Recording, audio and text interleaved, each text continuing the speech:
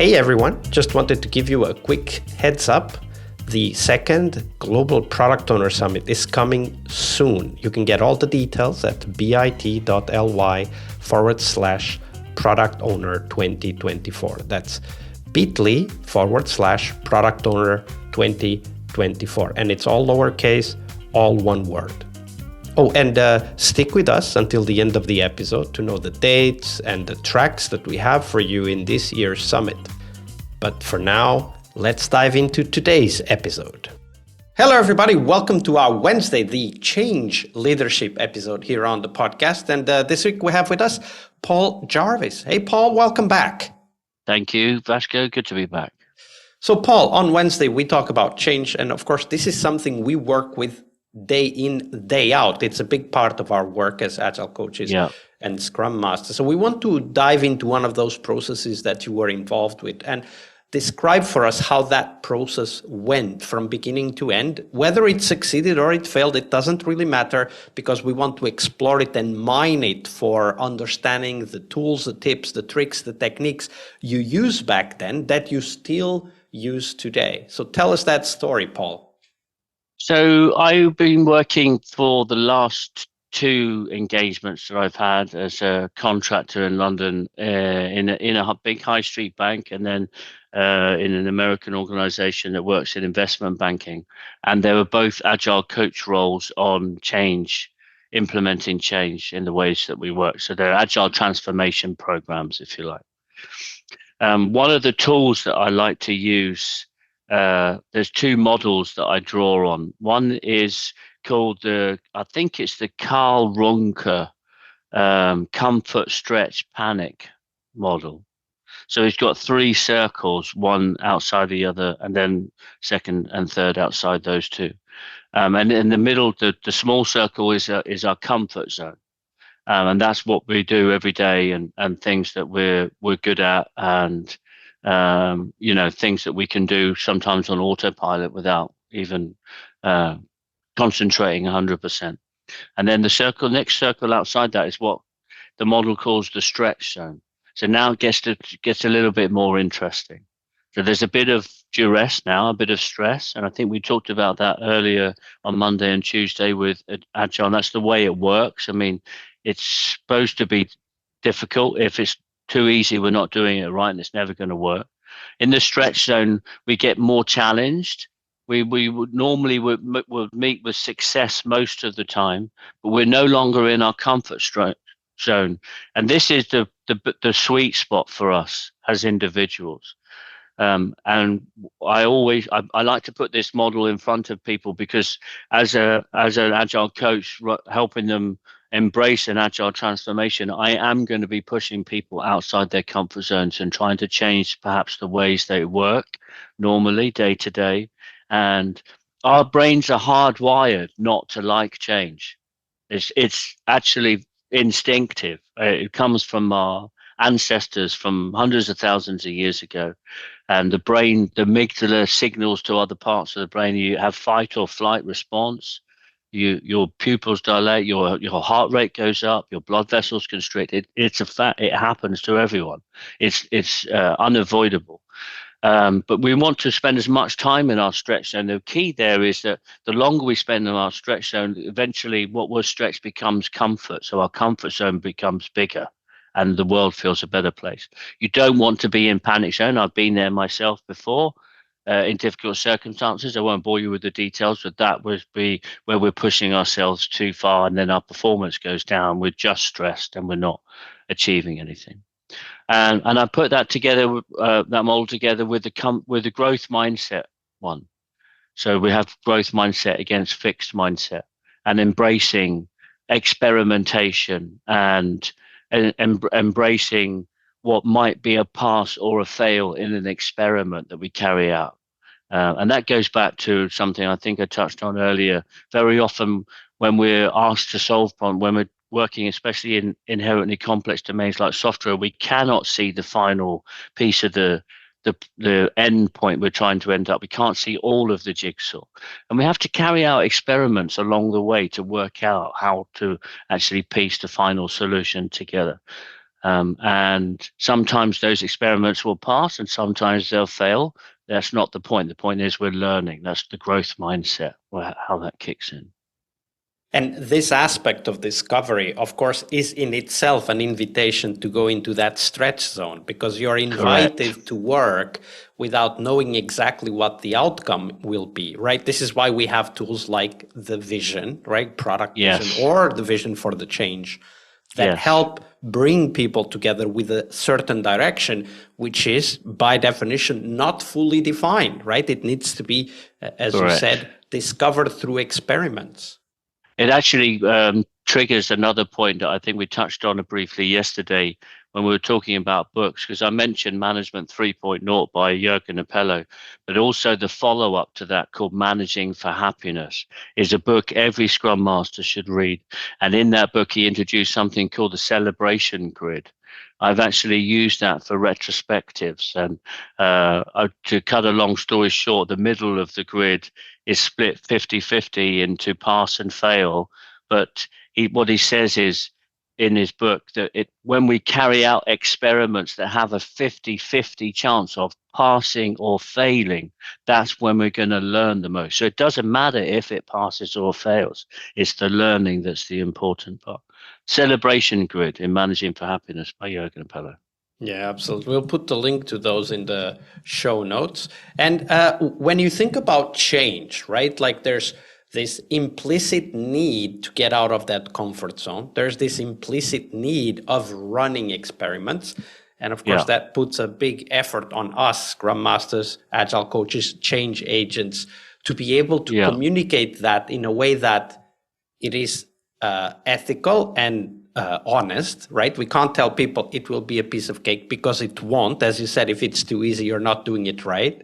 Yeah. But it also needs to be motivating. So what have you learned about communicating that kind of vision, the change vision, in a way that invites people to step into that stretch zone, out of the comfort zone, but doesn't scare them off, basically?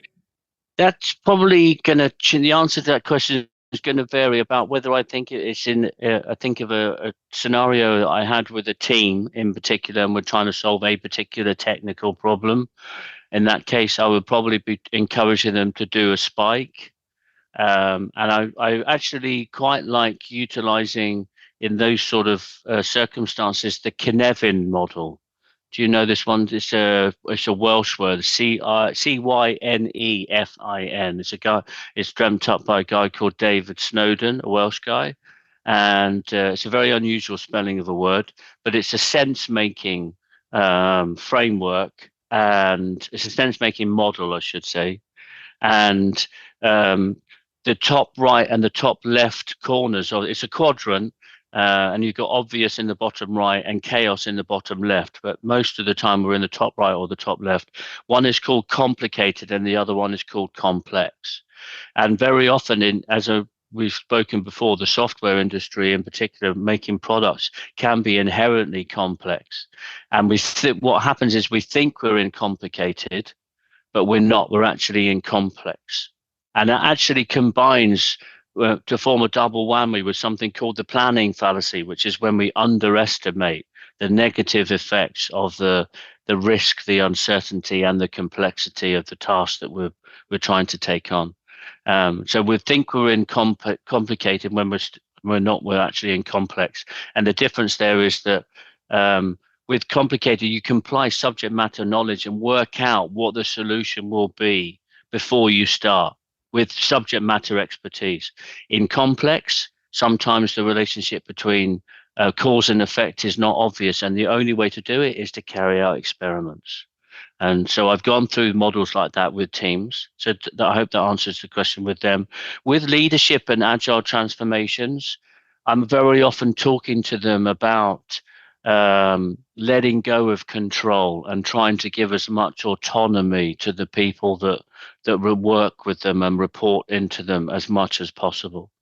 And to bring up my favorite author, Jurgen Appelo, again, I probably used the 7 levels of authority model and the delegation poker game in particular with leadership, trying to get them to embrace change and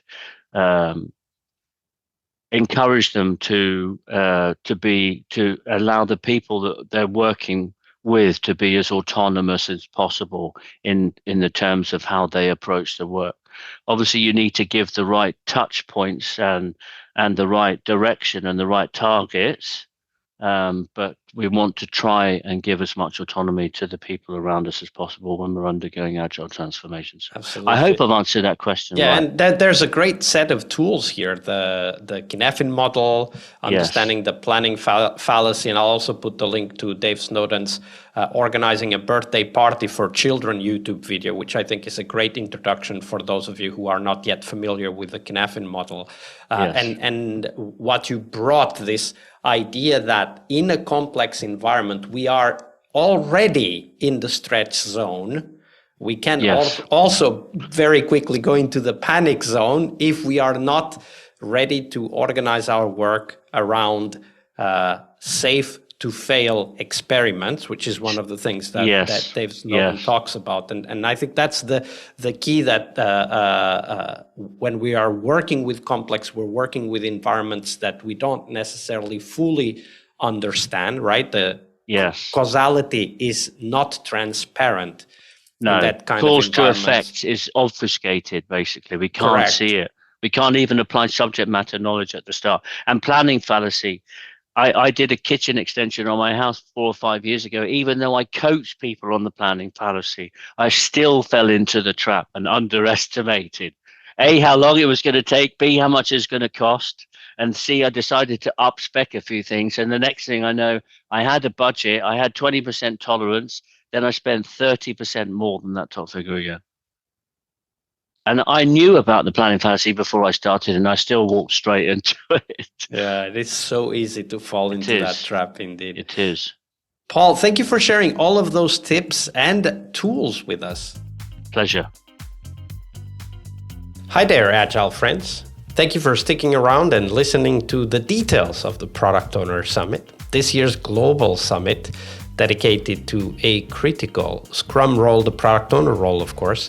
We'll have some amazing keynotes and 4 tracks filled with first-hand stories and experiences for product owners to learn more about that critical Scrum role. The summit will take place between April 23rd and 25th, so book your calendars. There will be loads of sessions for you to attend. One of the keynotes will be Dave West, the product owner and CEO at Scrum.org, one of the largest Scrum organizations in the world. If you want to know more, check out the details at bit.ly/product owner 2024. That's all one word, all lowercase, bit.ly/product owner 2024. We will also have 4 tracks. The 4 tracks will cover cross-functional product ownership. That's track 1. As Pixar's Ratatouille said, not every idea can be a great idea, but a great idea can come from anywhere. And this quote emphasizes the importance of a product owner being open to all ideas, regardless of the source, and also challenges us to focus on getting good ideas from everywhere and involving the whole team in the product owner role and responsibilities. The second track is Designing Products for Growth, where we explore how to craft products ready for scalable growth, merging practical strategies with innovation. The idea here is to learn to design products for growth, whether it is sales or customer acquisition. The third track is Know Your Users, user-centric approaches for Agile development.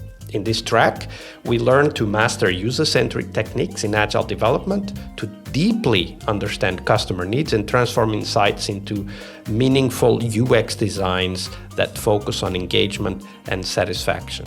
This is a track ideal for innovation-focused Agile teams. And the fourth track, one of the most exciting tracks in my opinion, is product development with AI, ideas for product owners. Not only do we discuss about using AI in the products, but also AI for product owners to learn to make a bigger impact with the help of the AI tools that we already have. The Product Owner Summit will also present to you great opportunities to network with your peers. So get your ticket and join our Slack. You can get the ticket and join the Slack at bit.ly/Product Owner 2024. As always, we have free tickets and also the paid tickets that help to support this podcast. So check them out at bit.ly/Product Owner 2024. That's all lowercase, all one word, Product Owner 2024. I'll see you in the summit floor.